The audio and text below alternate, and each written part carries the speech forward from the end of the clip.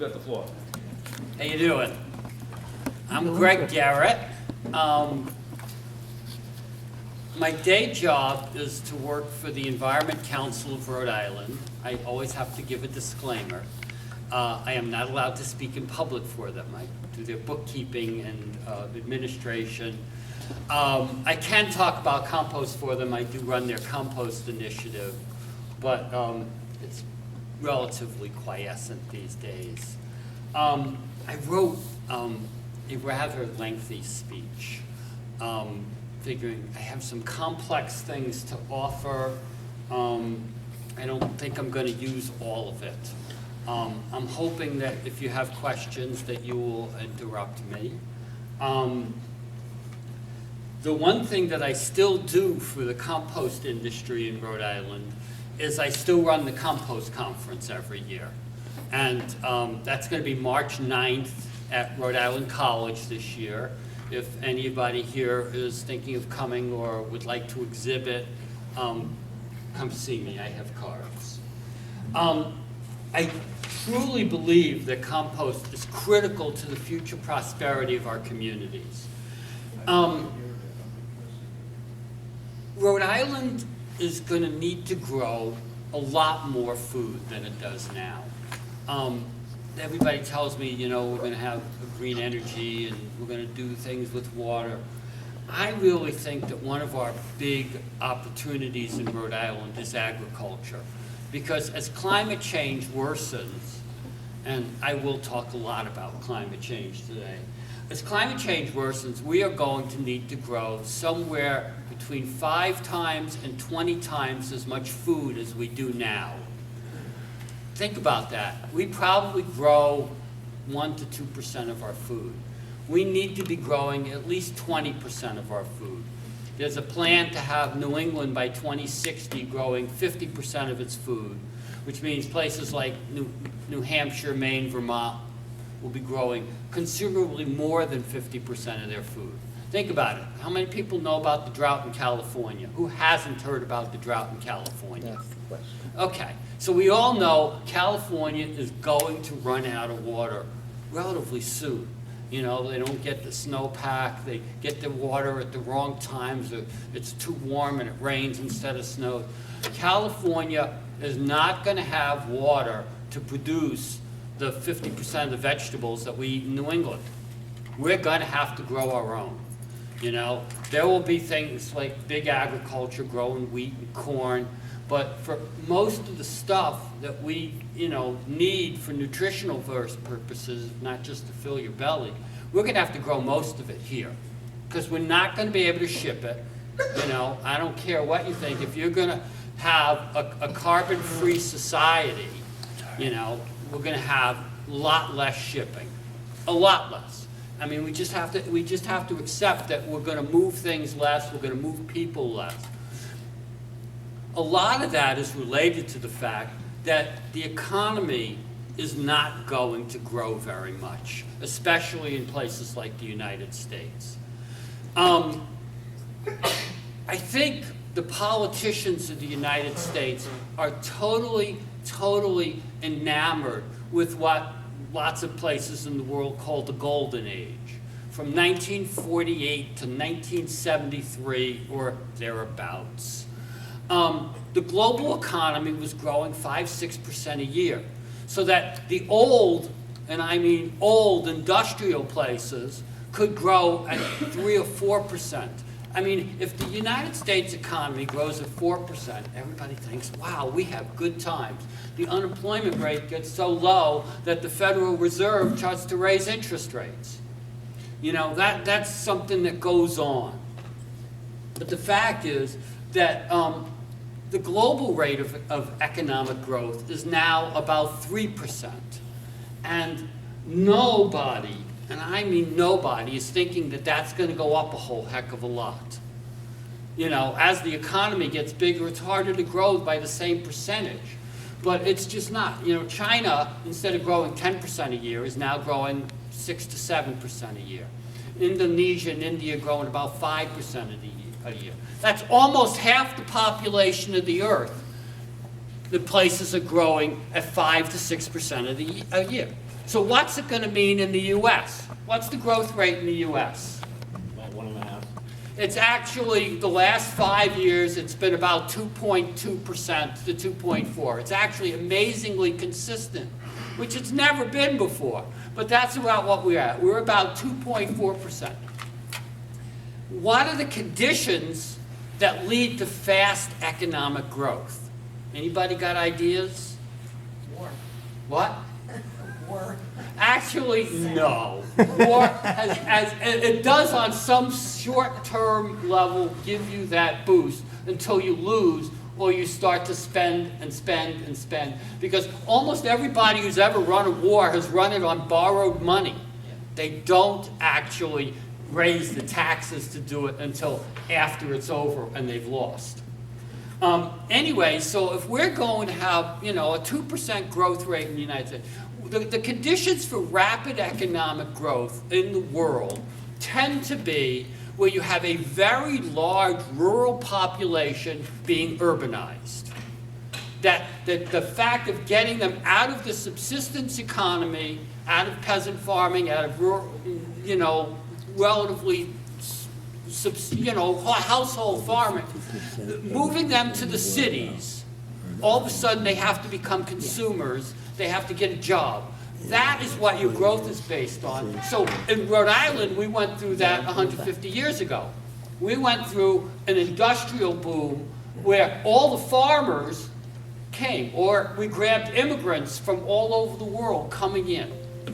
That's a critical factor. That's what China did. They moved 300 million people off the farms. That's their economic boom. When China is now over 50% urbanized, the U.S. is almost 80% urbanized. So we do those kinds. As you urbanize, your growth rate slows. And so every place in the world is starting to run into a slow economic growth situation. The other thing that people do for rapid economic growth is they have some kind of natural resource boom. What was the growth rate that North Dakota reached 3 years ago? It was 15% a year. I mean, they started at a real low base, but all of a sudden they started fracking. And so they had boom towns. I mean, and we all in American history understand the nature of boom towns. Violent, drugs, prostitution. Every town, every county seat in North Dakota in the fracking boom belt was starting to build a new jail. That's the result of, that's boom towns. And of course, the next year, with the price of gas crashing, North Dakota quit drilling and their economy went down to a growth rate of about minus 3%. So you've got these booms and busts, and you move them around the world, but almost all of these booms and busts do something that is really damaging, either environmentally, and it could be the water, it could be toxins, it could be carbon pollution. So we've got to think about all of those kinds of things as we look at our economy. So Rhode Island doesn't have rapid immigration, and we don't have minerals to exploit. The only place I could think of where we could do that maybe is Garden City. We could open the coal mine again, I mean, or how about the bog iron deposits they used to use? I'm the watershed steward for the Meshasik River, and the headwaters of the Meshasik River are in Lime Rock, up in Lincoln, not very far, and the river's only 10 miles long. But you go up at the headwaters, and there's these big beehive domes. They're not for bees, they're for smelting iron. I got used to those. If you go to a place up in Maine called Katahdin Iron Works. And you know why they stopped smelting iron in Rhode Island? We ran out of wood. So, and Katahdin Iron Works in the middle of nowhere in Maine, they ran out of wood too. I mean, if you think about the Middle East actually used to have forests. They've basically used them all up. I saw this great picture one day. It was a stone arch about this tall. Somebody could walk through it. There was no mountain anymore. It was the beginning of a mine. It was the entrance to a mine. The mountain was gone. There wasn't a tree for 30 miles because everything was sand. And the sand right there was all these weird colors, you know, all the toxic residues. They used every bit of wood to either shore up the mine or smelt. And then they had to stop. Anyways, I wanted to talk more about what is sustainable actually on planet Earth. Most of the time when people go to a sustainability conference, they're thinking about the triple bottom line. You know, it's got to be good for business, it's got to be good for community, it's got to be good for planet. The problem with that is that it's not really sustainable. If you look at what is actually sustainable on a planet like ours, it's a very different picture. The ecosystems of planet Earth are already in collapse. You know, I mean, the fish in the ocean, the big fish in the ocean are down 90%. We've lost massive amounts of soil. We've lost more than half of the global forest. I mean, that's the reality we live in. You know, our soils, our forests, our oceans are in horrible shape. Our water supplies are polluted all over the place. So if you are going to sustain communities on Earth, and, you know, we've got 7 billion people, we need a lot of stuff. You have to figure out how to actually start to reverse the damage in the ecosystems. And if it's not actually reversing the damage in the ecosystems, it's not sustainable. It will continue the crash. If you keep going downhill, you know, what's the first rule if you're in a hole and you need to get out? Quit digging. You know, we quit digging. We can't get worse off. We can't afford to get worse off. You know, and that's really a condition. And so we have an economic system that runs on debt. And if you're in debt, you have to get more so that you can make a living and pay back the banksters. You know, so we have this system that is guaranteed to not be sustainable, that is absolutely nowhere close to being sustainable.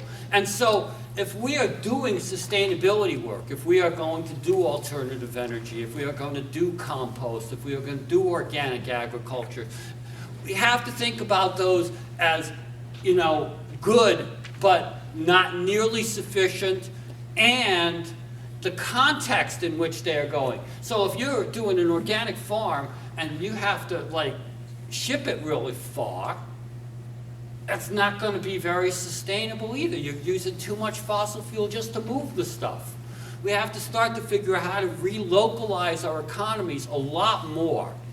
But we also have to understand that we are in crash, and that we're actually, you know, we're in this end of economic growth. You know, I mean, we get 1%, and how much of that goes to the 99%?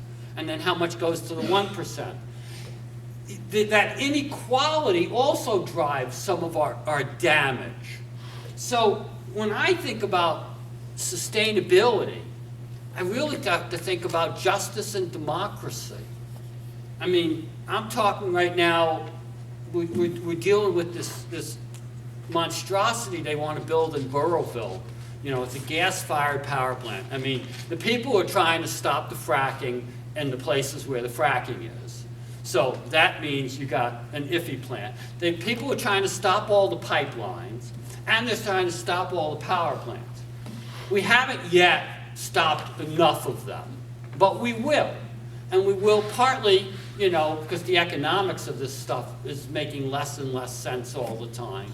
But it's also because of democracy and people saying, I got to have a community that I can live in.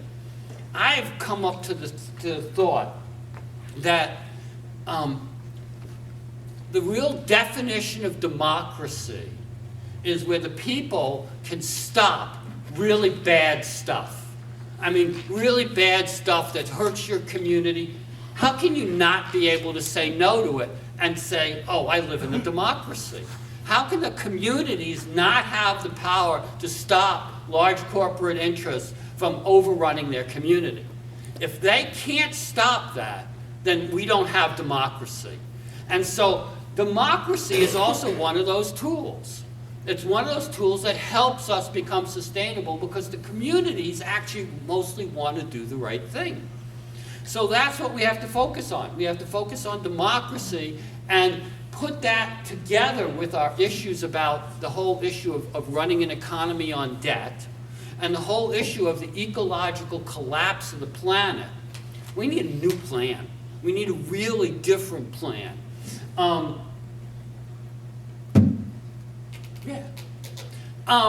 many of you have ever heard of Overshoot Day?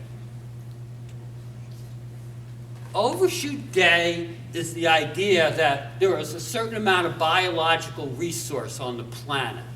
You know, the plants grow, the fish grow, the trees grow, and there's a certain amount of that stuff produced on the planet every year. It's just the biological productivity. Human beings, for human purposes only, you know, domestic animals included, we use up the entire biological productivity of the planet each year, this year, on August 8th. August 8th. Last year, it was August 13th.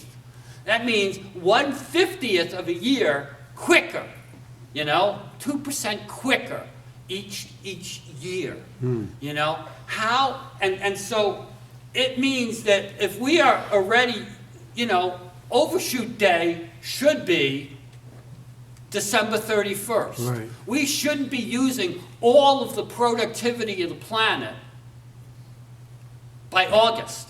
That means for 4 months a year, we're running a deficit, which means every system on the planet is depleted. You know, it's another way of describing that same collapse of the forest, the same collapse of the soils, the same collapse of the ocean. So if we are already using, you know, if Overshoot Day was July 1st, that would mean you would need 2 planets of Earth just to feed people sustainably.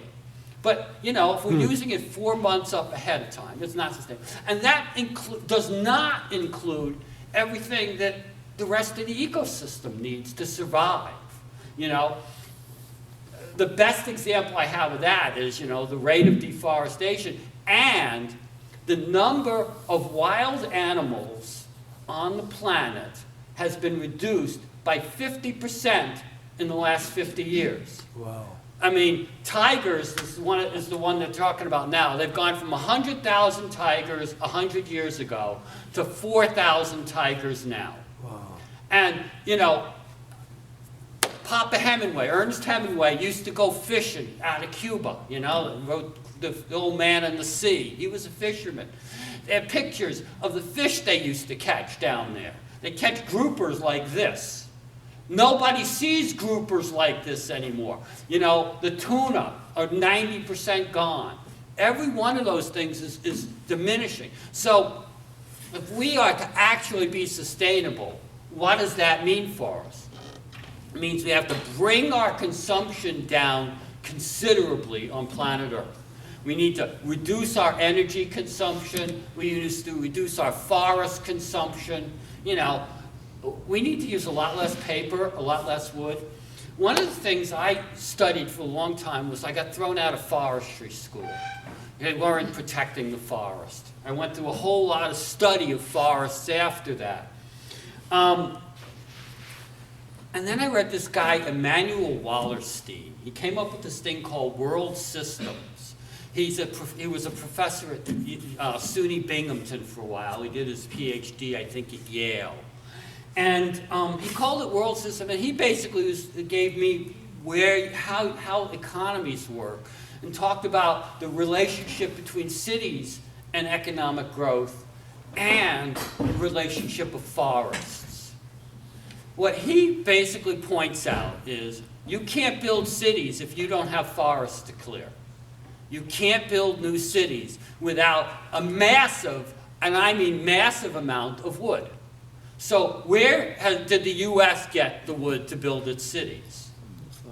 Right here. You know, one of the things that was a great example was after Hurricane Katrina. It was almost exactly 100 years after the San Francisco earthquake and fire.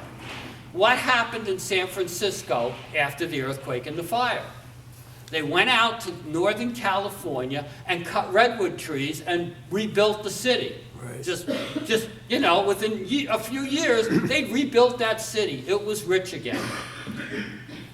Louisiana, Katrina. Louisiana does not have enough wood to rebuild the city. That's part of what their problem is. They would not tell you that, but that is part of the problem, is the lack of access to wood cheap enough to rebuild your city. It's just not there anymore. So we have to really think about those kinds of things as we think about where our economy's going. Same as steel. Replacing steel with composites. Well, you know, there are things, it's not only wood. I mean, you guys, a lot of people are talking about, like, if we get more efficient, you know, and we dematerialize. How many people, you know, think that that's a bad idea, to shrink the amount of material we use and dematerialize things? A lot of people think that is a good thing and it's efficient. But think about it again, is when was the last time human beings actually used less of a major substance like that? Do we use less wood than we've ever used before, even though hardly any of us live in the forest anymore? Do we use less iron and steel? Do we use less fossil fuels? Do we use less uranium? Do we use less of anything? Concrete, plastic. We don't use less of anything. Even if we dematerialize and we get 10 times more efficient, we just bring 15 times more consumers in buying the stuff. So we get...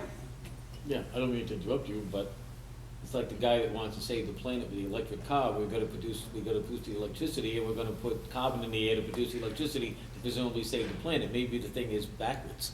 I'm not saying it's bad, but something's mixed up in that formula, It is, right. And so how do we figure out how to use less?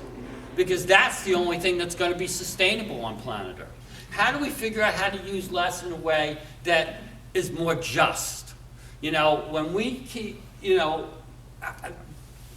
most of you from Rhode Island, not all of, but you've heard the story, you know, Joe Paolino is trying to move the poor out of Kennedy Plaza so that his real estate is worth more.